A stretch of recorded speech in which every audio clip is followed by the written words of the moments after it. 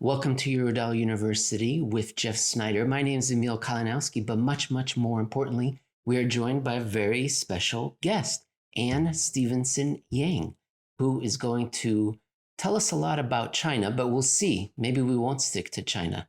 Now, Anne first came to my attention all the way back in 2014. Anne, do you remember writing an article for Barron's? And it was that the road ahead for China isn't as straightforward as it may seem to everyone. And I was dumbstruck because I had been presented one view of China. And your article, for the first time, opened my eyes that maybe there's a completely different worldview. And then I read your book, China Alone, which, believe it or not, Anne, I thought it was the best book I read that year because the difference between where I was when I first started that book to where I was after I finished it was tremendous. An entirely new worldview, a new perspective I had on what was happening in China at the time. So I'm very happy to be finally talking to you on the air. Tell us a little bit about yourself and your company, very importantly, and then we'll dive into the details.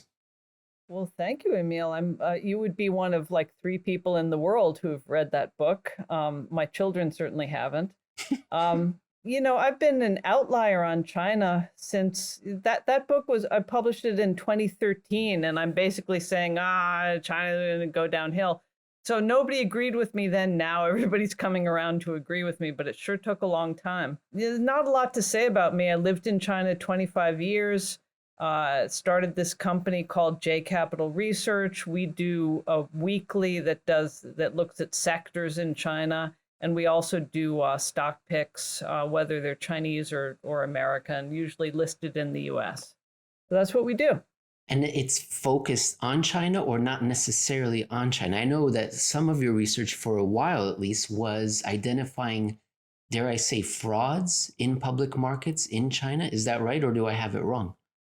Yeah, that's right. So a lot of our research focuses on finding frauds. They might be Chinese, they might not be Chinese. We do a lot of resources stuff because you know what Mark Twain said about gold mines. It's a gold mine is somebody standing on top of a hole in the ground who's a liar.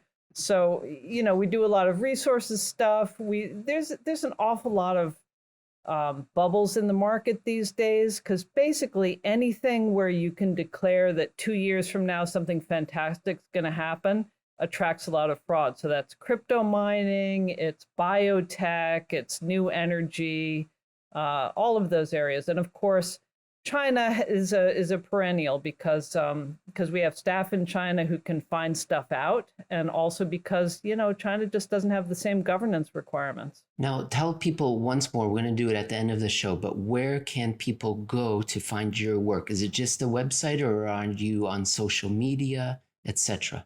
I guess just go to the website, which is jcapitalresearch.com. But thanks for asking, Jeff. I'm going to let you ask the question after this one, but Anne, I think we just you go first. Rolled right over a big story. You lived in China for 25 years. Tell us when you got there and when you left. I would imagine you saw an incredible transformation. And I suppose, at what point did you feel as if the transformation became something that was unsustainable or illusory, a mirage of some sort? So I first went in 1985. I was in a dying profession in New York, which is journalism, and it just kind of seemed to me that I could go to a foreign country and learn a foreign language, and kind of that would be better than going to PRN writing about the school board. That's what I did, and China at that time was just beginning to open up. In 1993, I got sort of a proper business job in China. And through the 1990s, it was kind of an exciting time, or the early 1990s, because everything was changing in China. Everything was growing so fast. But then came Tiananmen. So after the Tiananmen Square massacre in 1989, China started to worry about their grip on the bureaucracy, on the financial system, on basically everything, the populace, on power.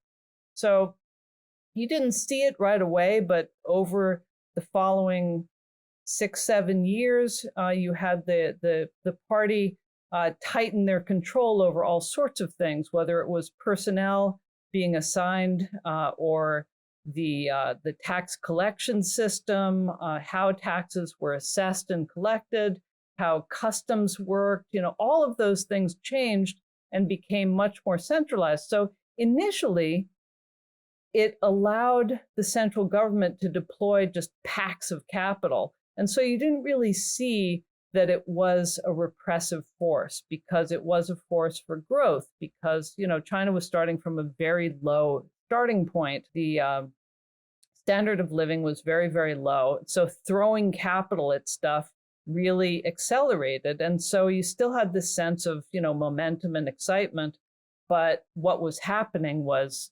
tightening grip. Now, in 2008, I think things changed. In your book, I remember, I think I've got the quote right, but that China reacted as if it was under attack, I believe you wrote. And it seemed that it was at that point where throwing money at the economy stopped to be productive. It seemed as if the debt that was being taken out was now not paying for itself. The economic activity was no longer economic. It was to put people to work, if I have that right. And I suppose, is that okay? Why is that wrong? Maybe in the Western world, we think, well, we have to write things off and make a profit. But perhaps in France or in China, no, it's okay not to make an economic profit. I think Japan might be the case, a similar case, but just to continue to keep people employed. Is that sustainable? So there's so many things to say to that. The first thing is, I don't think it has much at all to do with keeping people employed. I don't think China is particularly interested in employment. China is, every single government bureaucrat you meet, if you give him a choice between a $1 billion investment that will employ 10 people and a $100,000 investment that will employ 100, he's going 1 billion every single time. So the key is that this is a very old, very typical economic model that lots and lots of countries have used, and China just got addicted to it. And does it matter? Sure, it matters. Economics are the same whether you're in the US or in China. Obviously, economists get a lot of things wrong, but that doesn't mean that you have a fundamentally incomprehensible and different system because you're in a different country, no matter how much Chinese officials would like you to think that. So let me give you an example. When my daughter was 1, I guess, I remember because I brought her with me and she was just a baby, I went to Western Sichuan, which is where the panda reserves are.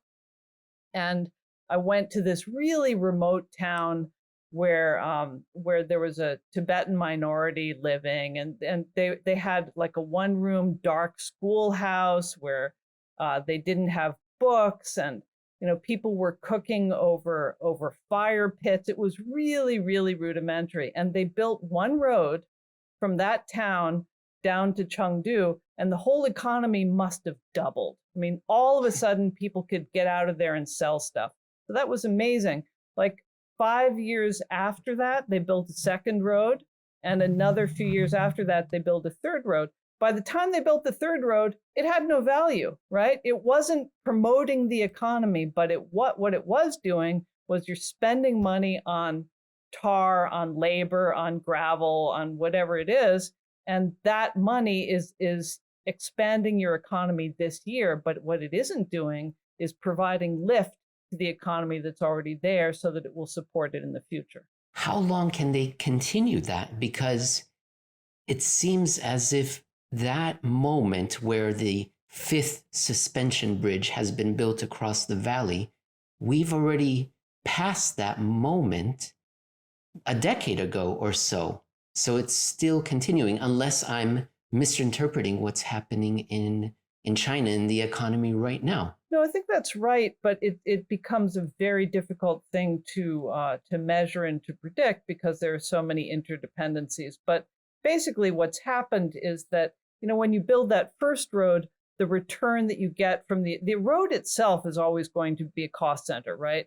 but the economy around it is lifted by having the road. When you build this, and maybe let's say 50%. The second road may be 20% or 10%. The third road maybe not at all. And what that means is that the cost of the road is a drag. So how long can it keep going? As long as you can keep rallying the capital to invest in the new road.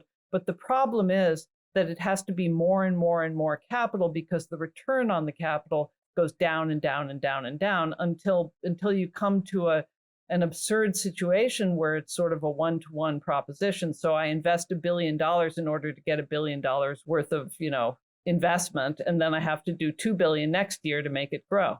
And capital, I think, is, Jeff, this might be exactly where you want to jump in, but the question is, where is that capital coming from? Is it coming from the households, the regular households, and financial repression, and taking those savings and investing it in the sixth suspension bridge? Or is it from overseas? Where is this capital coming for these projects that are not great returns?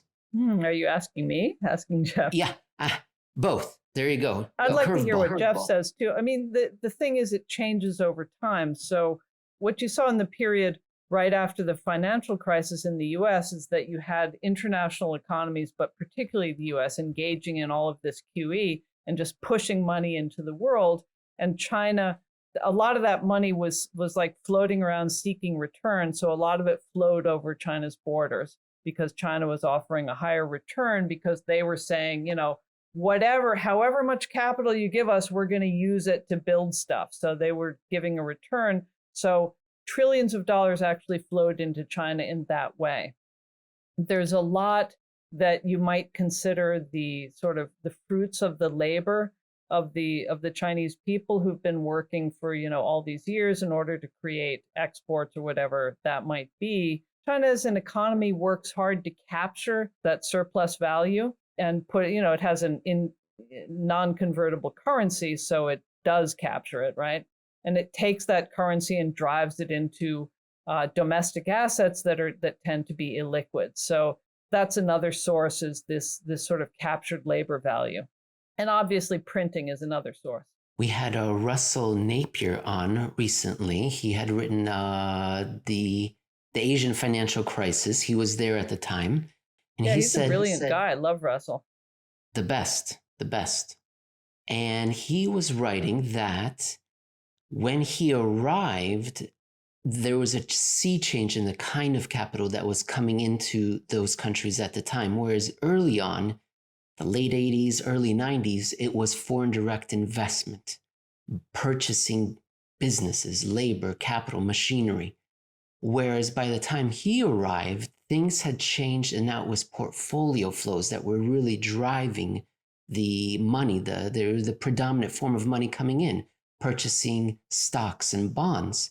And he said, well, the problem is, should something turn, that money can leave very quickly, whereas foreign direct investment would not. And he brings this up with respect to China today. He says that he has observed, and I think I have too, based on my rudimentary knowledge around the SAFE website, that the inflows have changed into China from FDI to now hot money flows. And he's concerned. He's saying, should that ever, all number of reasons why that money should escape if something would go wrong. And do you see that as well? Do you see this change? Is this something to be concerned about in China, or is China different? Yeah, that's a very, very good point. And I would say that, you saw a lot of that money, you saw a ton of that money come in from 2012 until through 2014. And then you had a ton of it, about $1 trillion of it leave again in 2015. Right now, what's happening is that the Chinese are running quite a tight monetary policy. And of course, the rest of the world has been running a pretty loose monetary policy. And that's helped support the renminbi. So with a strong renminbi, you can export more. So a way of essentially exporting your savings. What that means is partly, yes, that's going to turn around as the two policies change. I think especially internationally in the US, the monetary policy is going to change a bit. But also that what it means is that you're strangling social spending, right? What the Chinese really, really need to do is put more money into fiscal spending and support the household, and less money into capital investment. And that's the opposite of what they're doing. Pettis has been writing about that for a decade, I believe. True. And he has said, well, it's just brilliant guys. And he has said, well, it's just a very politically difficult adjustment to take money from the local governments or the entrenched interests, the people that have benefited from the last 30 years of expansion, of the way of doing of running the economy. And so they don't want to part with their billions of dollars to give it to the households. Yeah, but Emil, that's part of what common prosperity is. This new program, this new paradigm that you are going into, it is that we've done the investment stuff. We did the financial flows. We did the real estate bubble. We did the Keynesian textbook stuff in 2009 and 2010. And I think, and you chime in here. What was interesting to me was the change in China around 2011, 2012 in particular, was the language where officials were starting to talk about waste. You said building that third, fourth, and fifth road. I'm interested in your take on what the feedback mechanism on the viability of those kinds of projects are, because it seems to me, from my outside perspective, that something did change. Where before 2010, let's say, or 2011, let's say, they didn't really care about measuring the profitability or the usefulness of every project. It was sort of meet your GDP numbers. And then, we got into 2012, 13, and 14. And then it was like, okay, we're going to tap the brakes here on the way we're doing things. And we're going to start thinking more along the lines of maybe some efficiency. And I'm wondering, what is your sense of it? Was there a change in the feedback or accountability or politics even? Yeah, so now you're going to run up against some fundamental cynicism, and I'm sorry about that, but it's been weathered by many, many, many years of exposure. And what that is about is, every ruling group, it doesn't matter whether you're in a democratic system or a socialist system or what, but every ruling group depends on getting resources to its key supporters, right? So in China, the key supporters of the Communist Party have been receiving certain cash flows for quite a long time. As those cash flows start to get more strained, you have to reduce the number of people who are receiving them. That's all 2012 was about when corruption, she took right? over. They called it corruption, right? They called it corruption. The hunt for the corrupt billionaires. Well, it's billionaires. Like, gee, there's only, last year there was $100. This year there's $80. So we better reduce the number of people who have their hands in that pot. So in the past, as a public official, you could have a Ferrari. Well, now you better have a Geely and not make it so obvious. And in the past, you might have a villa. Now you're going to have just, a fairly modest apartment, but you're still going to have it. Just don't make it too obvious. So I think that common prosperity, which came up, last year as a slogan, is essentially the same thing. And if you look at the mechanism of common prosperity, it's really astonishing how bald the corruption is. It's basically, you go to these private companies and you say, can you make a contribution to common prosperity? Can you contribute your shares to a charity? And then these companies, whether they be Alibaba or Meituan or Tencent, create new so-called charities. And then those charities cash out the shares like the same day. And where does the money go? I don't know. Like, why couldn't you just raise taxes on those people and distribute the money through public systems? Well, somehow that wasn't as convenient. That's all common prosperity is. If you wanted common prosperity, I'll tell you, there's a brilliant academic you should interview if you can, named Scott Rozelle, who wrote a book called Invisible China that came out, I believe, last year. And Invisible China, because Scott has spent his career in rural China. So he looks at the 60% of the population that's rural, and he points out a lot of things that are really simple. Like if you gave eyeglasses to school children, you would raise their ability to perform in school by, X%.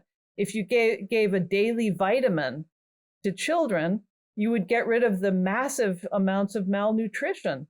If, things like that, like there are simple things that China could do to raise its productivity and raise the living standard of its people. But that's not what's interesting to China. What's interesting is, spend $1 billion on, building villas.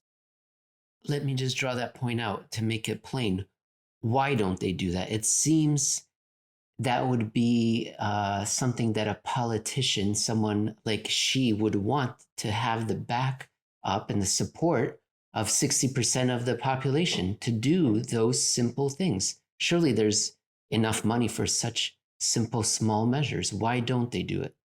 Yeah, but you don't forget that it's not a democratic system. Nobody cares about 60% of the population. What you care about is the people who are going to keep you in office.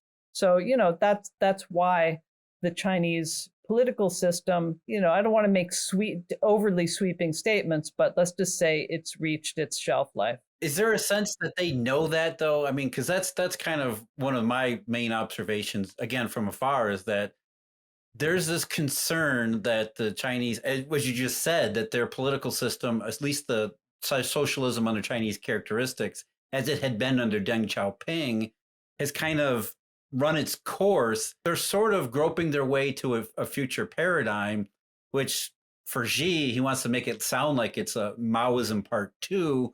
But as you said, a lot of it is mostly just illusion too. So is there widespread recognition, either top or even down in the bottom or somewhere in the middle, that the regime or the Communist Party, as it had existed for decades before then, needs to transform? This isn't a voluntary transition. So the recognition at the very top is that the position of the party is more unstable than it ever was before. Don't forget we had a 2012 coup attempt that was, close to successful. These, and we don't see much of what happens behind the walls. Wasn't it successful though, in one sense? I mean, she ended up with the prize. Well, I mean, the guy's in jail, so I guess not. Sorry? Who was doing the coup attempt, Anne? This is Bo Xilai, who was then the mayor of Chongqing. Anyway, basically, his deputy actually fled to a U.S. consulate in the next province, and Bo Xilai sent a tank as the mayor of a city, or of a central level city, sent a tank into a different province to chase him. And there were all sorts of rumors about what was going on, but in the end, Xi Jinping did prevail, and Bo Xilai and his wife are in jail, and so are a lot of other people. But it's a very sort of sharp-elbowed world back there. We just don't see a whole lot of it, these one or two outcroppings. So at the very top, there is that recognition, and I think that's what a lot of the tightening of political control has been about over the last few years, and you continue to see that. And a lot of it is also about tightening access to making sure that private parties don't have access to hard assets. So, it's fine if you have $20 billion in renminbi, but if you have it in dollars, that means you can take it away to Switzerland or something. And that's not cool. So there's been a lot of focus on keeping companies from doing that. When I was first working in Beijing, there was very lively debate, a lot of magazines by, so-called not exactly dissidents, but people who didn't agree with the government.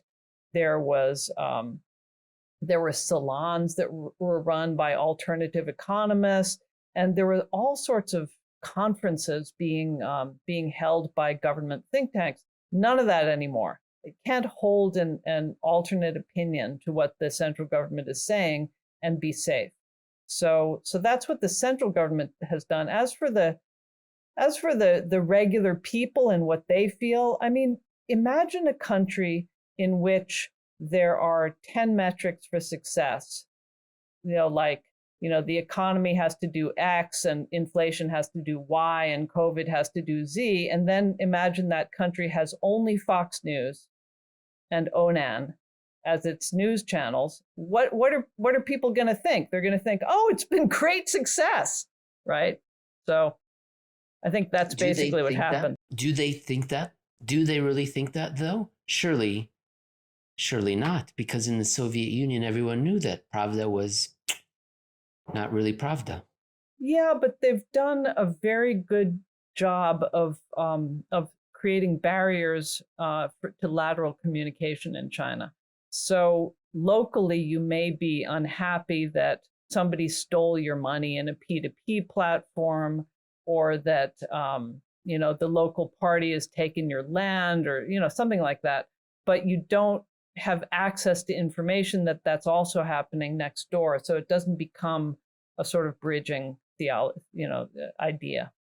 Now, you said earlier that the party feels that its position is as tenuous as it's ever been, but where is that tension coming from? It's not the people, because you just said that they seem satisfied enough. What is the tension? What is the concern the party is focused on? Well, I mean, a couple things. One is just those very bureaucrats on whom the party depends for its support. If you're going to have these anti-corruption campaigns and take down half of the bureaucracy, people are going to feel very insecure. So you feel like I could end up in jail or worse. My family's assets could be taken, and I hardly know what's going to get me in that situation. So that's the changeability of policy and the unreliability of law is a big concern. But it's the ability to make and hold on to money too. As flawed and problematic as the United States is, you don't find a whole lot of people who think that their lives will get a whole lot better if only they can emigrate, right?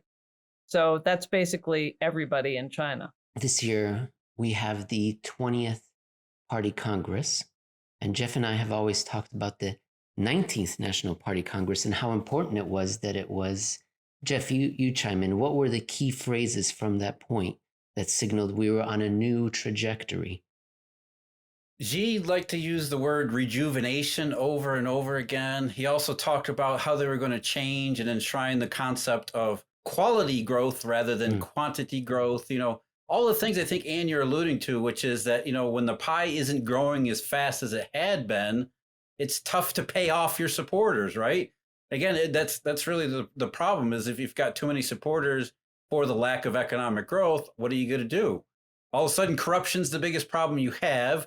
A lot of their former supporters are in jail, and you still have lack of ability to pay off new supporters to keep everything heavy. I think it all ties together, and I think maybe what I'd like to get what your opinion is on the 19th Party Congress. That was sort of the coming out party, pun intended, for this new idea that China is not going to be what it used to be. And I think that's part of the problem too, is that for many people in the West, they still haven't got the memo.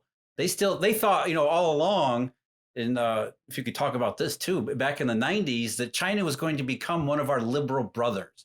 They were trying to join the international liberal trade order, and that if we just traded more with them, if we did more exchanges with them, they would become more like us.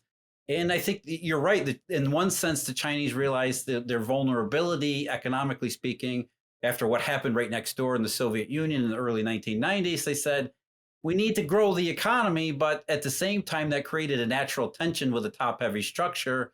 So as you already alluded to, they cracked down hard, tried to take more control over the political apparatus, but everybody here in the West kept thinking the Chinese were liberalizing. They were reforming in that direction. And Emil, we laugh about this all the time, about how when Xi Jinping in 2012 took over, everybody thought he was another reformer. Except he was a different kind of reformer. He went in the opposite direction. And that opposite direction, I think, the 19th Party Congress, getting this back to my long-winded speech here, back to where we were, the 19th Party Congress was sort of by the way, this is official now, China is different. Yeah, I think that's true about the 19th Party Congress. I think Xi's ascendance was basically, look,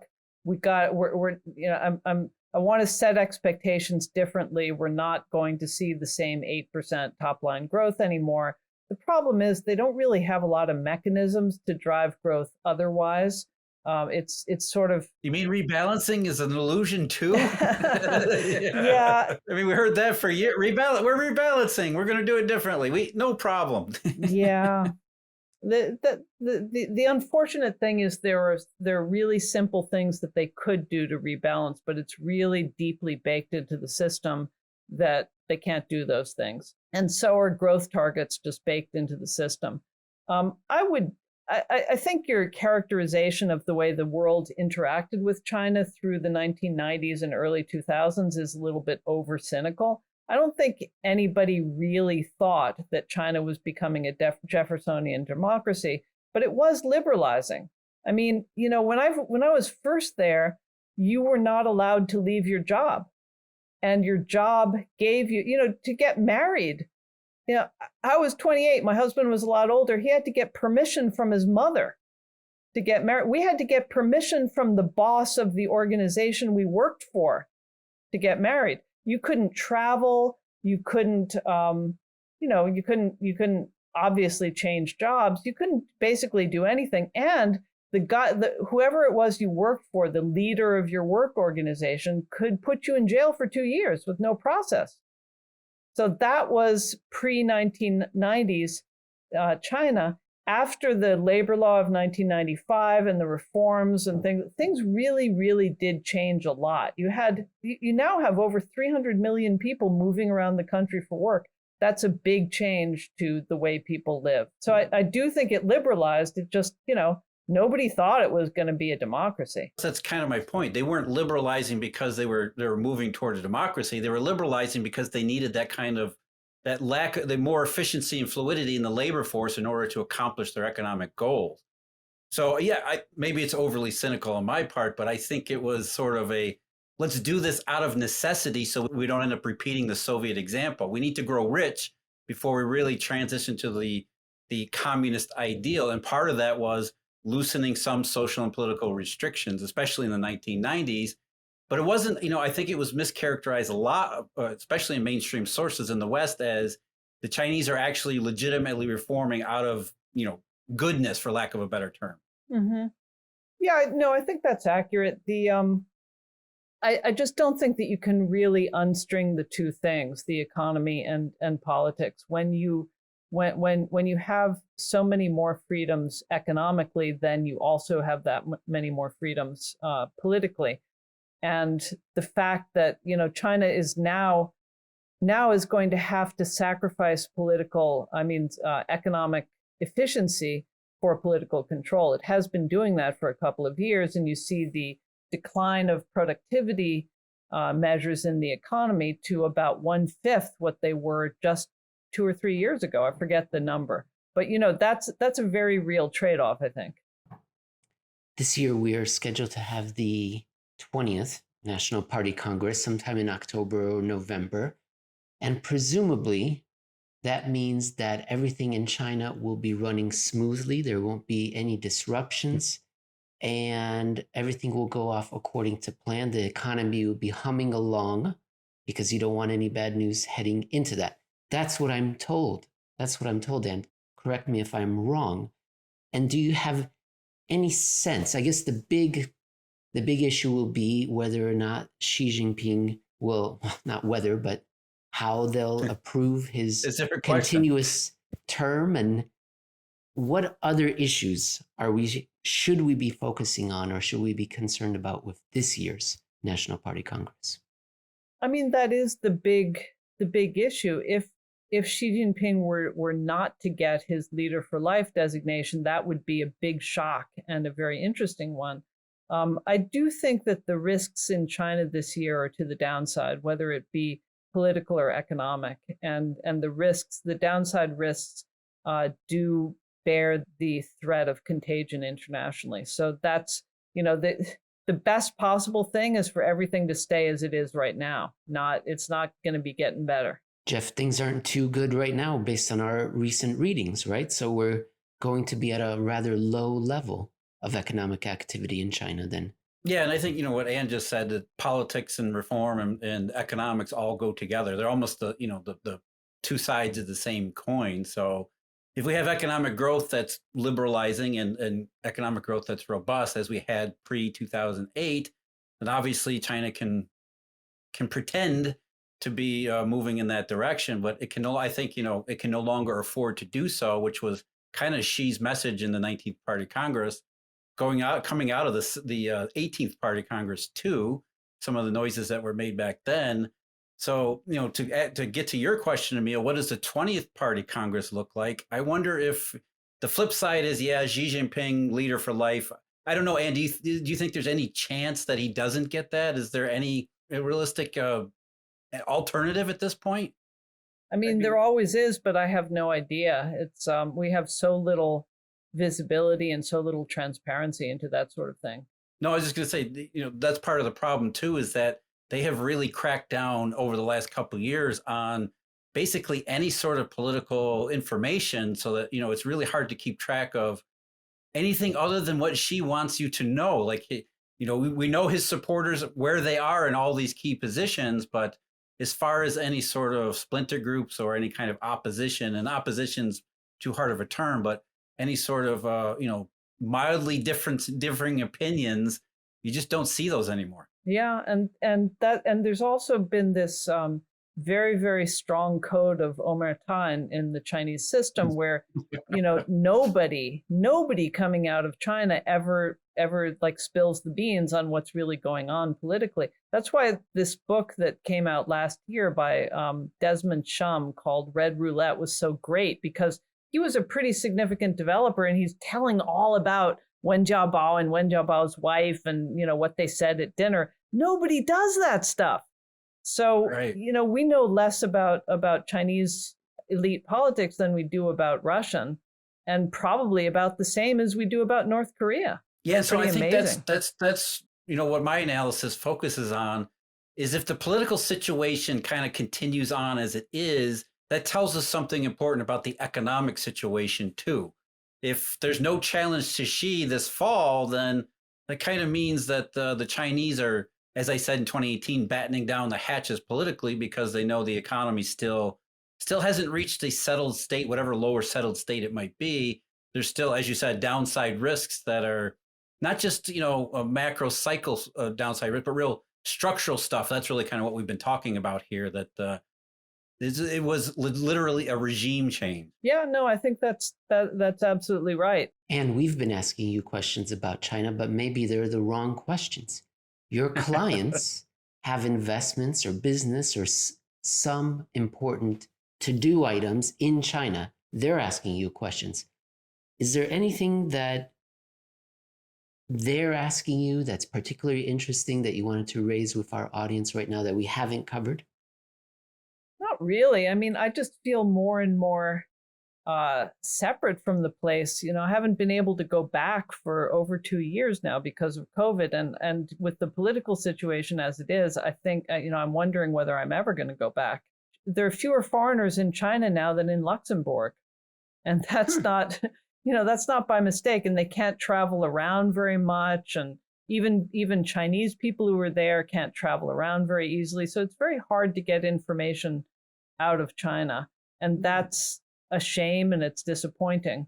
But also by design, right? I mean, it's very convenient. You can tell the story you want to tell. I think the big question that's on everybody's minds is, when or if is it going to open up and release these travel restrictions? So they're building these quarantine facilities all over the country, and they have a target of 100 quarantine rooms per positive test, which at the moment would be about 10 million rooms, right? So I haven't heard anything about that. What's that all about? I don't understand. I mean, they're not the only country building quarantine facilities, but it does seem to me kind of a peculiar, airlock that China is building between itself and the world. So they're building all of these quarantine rooms so that they can have, they have three types. One is for incoming travelers from overseas, and those are mostly hotels that cities have contracts with. And the second is people who are coming from so-called high-risk areas back to another area. So it might be, international travelers coming home, or it might be people coming from, Suifen and Heilongjiang to another place. And the third is, I actually forgot. I forgot what the third category is. But anyway, I do that all the time. They're requiring that, and some cities have built these like really, really fast. Like they've sent in a brigade and built, like Xi'an built 60,000 quarantine rooms in like 2 weeks. Tianjin did the same thing because Tianjin had an outbreak, which they blamed on the post, right? That somebody had sent a letter with COVID from overseas. So it kind of and you know, local government, there are standards, of course, for these things, but basically local governments have the right to detain you and put you in one of these facilities, which is way out in the suburbs. And, probably 90% of the time it's really for COVID, and you'll be let go in 7 days or 14 days. But I bet there's that other 10% of the time when it's not. That's right. My cynicism radar is going up here. I was wondering, how much of it is actually COVID and how much of it is potentially something else. We're using COVID as an excuse to do other things, like not necessarily politically crackdown. In my mind, it's the zero COVID policy is sort of a don't blame us for the economy being bad. It was this pandemic that hit us, and there's any number of ways that they can control the narrative. I mean, last year they made it illegal essentially to criticize the economy, which is, to me, my natural cynicism connects all of these things together. Yeah, for sure. And it's kind of, when you make rules in a country that size and you create bureaucracies, the bureaucracies find a way to have a role, whether they had that role to begin with or not. I noticed this in SARS time when I'd bicycle around my neighborhood, and all of a sudden these village committees appeared. And my neighborhood's part of Beijing, right? But all of a sudden there are these so-called village committees with old people wearing red armbands that have put blockades in front of streets, and you're not allowed to go down that street anymore. So where were those village committees last month? I don't know. But they still somehow exist, and they can block people from traveling in down this street. So for me, that's kind of concerning. And that's happening with COVID all the time. It's the county level that builds these rooms and enforces the quarantine. So, suppose you're really, really mad at your neighbor because he, I don't know, did what, and you have the right to quarantine, you're going to quarantine that person, Everyone expects China to further integrate with the world. That's what globalization was all about. But that's not necessarily what we've seen throughout Chinese history. And one of the most striking parts of your book was, if I remember correctly, was the conclusion, the possibility, the realm of possibility that China might wall itself off from the rest of the world. Now, you wrote that a long time ago, but just what you're describing right now about building this bubble containment unit with the rest of the world reminded me of that. What do you think of your thesis from long ago? A, did I remember it correctly? B, is it a possibility that one day maybe China will decide that it's had enough of the interaction with the rest of the world and it'll just focus on itself? Yeah, well, that's always been the preferred strategy of China, right? They had foreign concessions in their certain coastal cities. They had SEZs, which initially, cities like Shenzhen, regular people weren't allowed to go into. You could show a passport and get in, or you could show a work card that showed that you were employed, but it wasn't just open to regular people. They've always, in Hong Kong, what's the role of Hong Kong? It's always in having a different legal system, a different tariff structure, and yet being, in walking distance to the mainland. That's what the Chinese have always preferred. So this separation is kind of comes naturally, I think to the Chinese. And I've always thought of the Chinese system has really not changed very much through all these years of coupling with the world. They have the same, the PBOC, the MOFCOM, so on and so forth, the Ministry of Commerce. Their internal institutions are really very much unchanged over the last 40 years. and yet they've coupled with international institutions. I think of it as the coupling on a train, where you can kind of easily join or you can detach, but you don't integrate. Jeff, I am out of questions. How about you? Do you have any? No, I think that, what you're just saying is it strikes a lot of resonance because, I mean, the Chinese culture is absolutely incredibly long and deep. And it's remarkable how they maintain this kind of homogeneity through all these different systems. And you're right. And it always seems to be they prioritize inward looking, whether it be political systems or economic structures, and sort of the last 30-year period between 1990, 1992, whatever it was, and 2008, 2012, that 20-year period there where they sort of, didn't really let go of that inward structure, but at least embraced the potential for globalization as it related to what China could gain from it. And now they're sort of going back to they're reverting to the mean, so to speak. And I think that's part of what Xi Jinping's message is that, okay, we did this, we needed to do it. We've reached our plateau. Everything's great now. We're moving on, or we're not moving on. We're moving backward by calling it moving forward toward more historical Chinese characteristics. Yeah, no, I think that's exactly right. And you would see these government institutions like send study groups to learn about how the US handles this or Singapore handles that. And then they would make exactly, that thing, but in a little like bubble that was attached to the ministry. So for example, the US has an anti-dumping regime. So they would make an anti-dumping regime and a whole team of people who would deal with anti-dumping. And every time the US had an anti-dumping suit against China, and I'm not saying anything positive about the US's anti-dumping, but it's just an example, then China would come up with, a tit for tat anti-dumping thing. The same thing with the standards group in WTO. It was never a matter of really synthesizing and adopting these things. It's kind of like, when your Chinese friends go abroad, they always pack their suitcase, or they used to, I don't know whether they still do. They pack their suitcases with instant noodles and, all these things from China because there's this fear about, the outside world. You have to go out there as almost as if you're in a spacesuit, like don't get too contaminated by the foreign world and get back home as soon as you can. So that's the attitude of the Chinese. Given their history, can you blame them sometimes? I mean, yeah, right. The outside world has not been very kind to most of China's history, especially in the the modern age. Hey, the outside world is filled with grief. It's like, it's pretty bad lately. And I'm going to ask you to tell us once again about your company, where people can find them. But before we do, was there anything interesting, important that we didn't cover? Anything that we just completely spaced on that you want to let us know about, that you're interested in right now? I mean, there's a ton of stuff I'm interested in, but nothing really jumps out. It seems pretty broad ranging. All right. And will tell us again, where can people reach you?